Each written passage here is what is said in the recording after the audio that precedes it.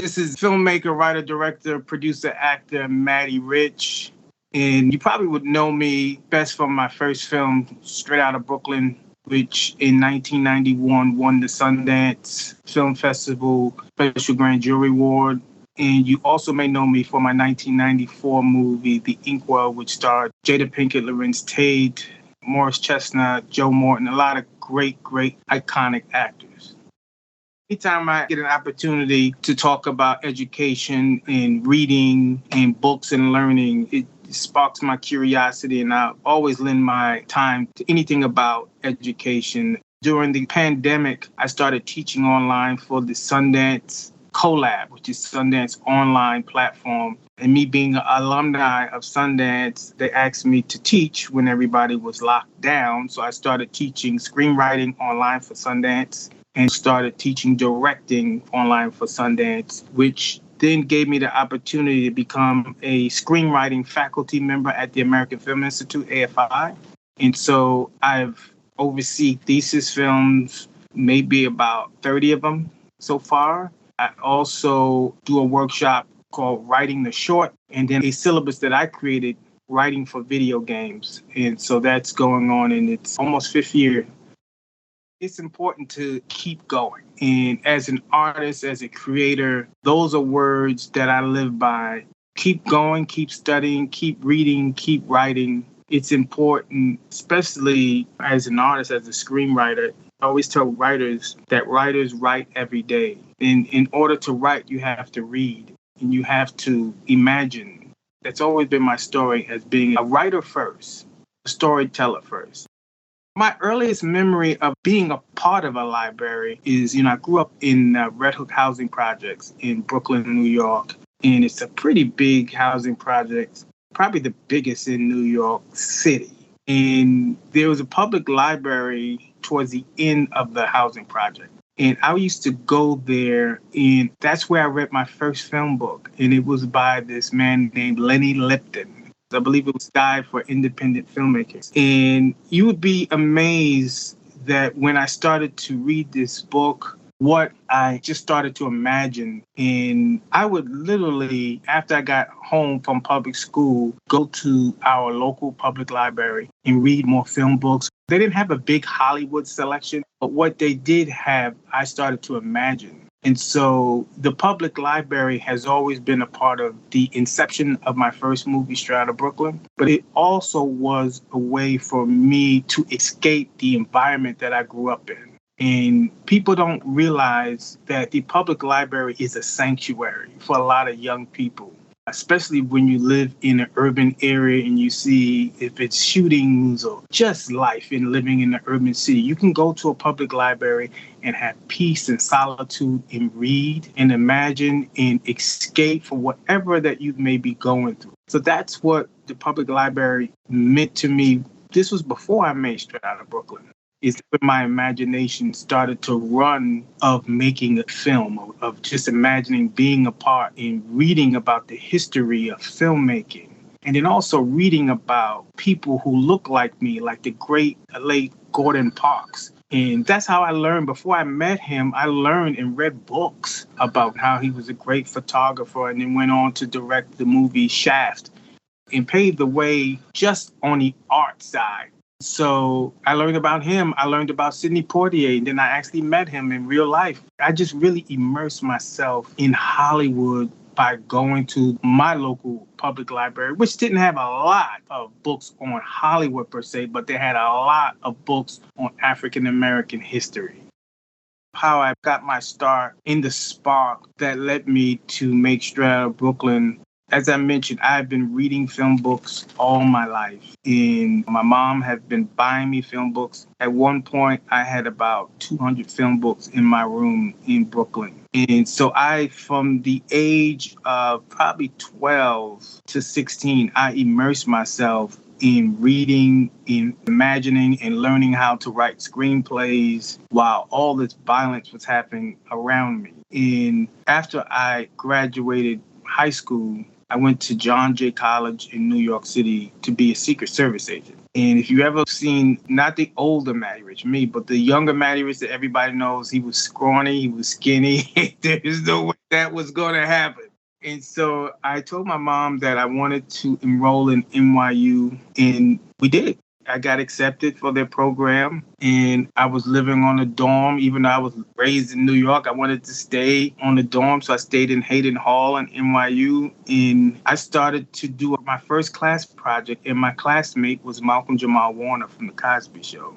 We did like a horror movie. That was our class project together. And then I decided that I wanted to tell my own story straight out of Brooklyn, and kind of like a story of this young African-American kid growing up in a housing project, hearing his dad, who literally had PTSD from being in Vietnam. He was abusing his wife. And so I wanted to show the point of view of this young African-American kid who wanted to help his family, but he was thinking of doing it the wrong way. And that's why I called it Straight Out of Brooklyn, because there's always a better way to get out of any situation, is by education and doing things the right way, not robbing a drug dealer or anything like that. So I wrote the script, and then I talked to my mom and my sister who had credit cards. I learned that Robert Townsend did the very same thing. Remember, I've been reading a lot. This is before digital cameras and anything like that. So I used my mom and sister's credit cards to buy film stock. Charge their card up to like $20,000 because I didn't have tangible cash. So back then you buy film stock, and then you can actually take portions of your film, and there's an exchange place that you can exchange your film stock. Somebody else will buy it, the loose ends and things like that. So I literally resold half of my raw film stock to give me cash. And then I found a DP in New Jersey, and I started doing casting in Harlem and then also in Brooklyn. And then I started this journey of telling the story in my grandmom's apartment in Red Hook Project called Straight Out of Brooklyn. So once I finished, I think it was 90% of the film, I talked my way into this editing suite in Manhattan. And I had this poster outside of my editing suite, and it said, Straight Out of Brooklyn, what you don't want to hear, what you don't want to know, but you have to know. And someone knocked on my door, and in came Jonathan Demme. And I never met Jonathan Demme ever in my life.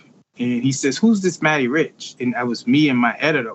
And I said, I'm Matty Rich. I said, look, I'm busy right now. And he was like, oh, I'm sorry. And he left. And then my editor was like, do you know who that is? He's editing Silence of the Lamb down the hall, Matty. That's Jonathan Demme. So the very next day when I saw him in the editing suite, I had my first kiss butt moment in Hollywood. I went up to him and I invited him back into my editing suite, and I had a very small room. Remember, we were cutting on a flatbed. There was no digital at this point. We put the film on the flatbed, and he sat there and he watched my entire film. And when he finished watching the film, he was blown away that a teenager who was 18, almost 19 at the point, made this film. And Jonathan Demme, God bless his soul, championed my project and introduced me to Ira Deutschman, who's still a good friend, who came on board as my EP. I went to run Fine Line Features, and then we screened it for the American Playhouse, and then they bought the TV rights. And I thought it was over at that point until Jonathan Demme and Ira Deutschman said, hey, Sundance Film Festival accepted for you to screen your film. I didn't know what Sundance was at that time, but once I learned about it, this was my first time in Utah. And then when I screened it, my world opened up. People saw my work, and then people started hearing about this 19-year-old African-American filmmaker who independently made this film. Such is life, you know. When Jonathan Demme won his Oscar for that same movie, Silence of the Lamb, he mentioned my name on the podium. I will forever be grateful. I think it's very important for young artists to have a mentor, because that's like your hope. That's the spark. That is someone who has done it before. That's someone that you could lean on, and they can give you some solid advice and some pitfalls to look for. But I can't be a mentor to everybody, but the people that I am mentors to, I see something in them that reminds me of myself. So when you choose a mentee, you have to choose someone that has that identical spirit of independence, that spirit of, I want to tell this, I need to know how to do it. I don't want you to do it for me. I just want to know how you did it, and then I'll do my own version of how you did it. Being a mentor, number one, is gratifying for me because it says I've arrived. I've arrived to be a state to give what God gave me, this gift of writing and directing and producing and acting. And then I can give it to another generation, but I can also give it to someone even older than me. And I've done that too. I've mentored people who are older than me who are getting into this business. So being a mentor, I think that's the most valuable thing someone can give to another person. I would encourage creatives to use the library. When I was at NYU has the most beautiful library on the campus that is massive. It is the most beautiful library. And I would spend my time in reading. And my roommate, he was from India. And we would sit in the library at NYU and we would just be film fanatics. It's just like now being a mentor at AFI. These are grown people, young people. Some of them are older people, and they're film fanatics, right? This is where it counts. It's before you make the film. This is where your art forms, is reading, is learning, is really engrossing yourself. If it's writing, directing, producing, acting, this is where it counts. When you actually make it, if you don't have this experience of reading, it's not going to help you. You're going to be relying on too many different people to give you knowledge that you have free will to do. And that is getting a library card and walking up in there and reading and researching and taking DVDs home, taking books home. There's nothing better, I tell you this, than when you get a library card and you take books home or you take movies home. And you better return them. But that's where the information happens. And I say to young artists, if you want to enter this business, there is no excuse for you not to learn and read about this. If you don't take advantage of a library, you're doing yourself a disservice. You can take as many courses as you want, but the free will of an artist is not just being a part of an organization, of a workshop, but it's being by yourself and it's reading and really diving into what you see or what other people have done before you. That is truly where the gift starts. Every filmmaker that I've been associated with, it started with reading.